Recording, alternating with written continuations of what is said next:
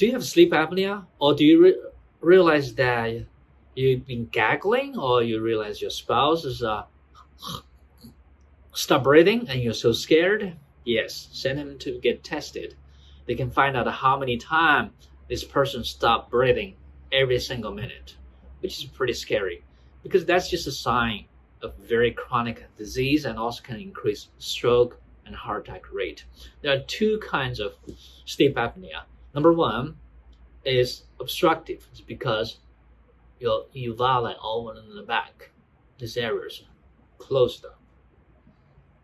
Then the second reason is central type sleep apnea. It's because your brain stop giving signal to your breathing center, so you stop breathing.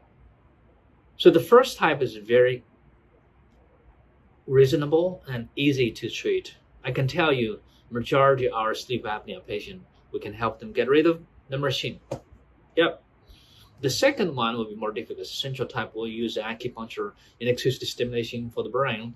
And some of the patients actually we can help them get rid of sleep apnea. Anyway, you gotta understand the cause of the sleep apnea and classification. Then once you get the good treatment, it is possible to get rid of the machine.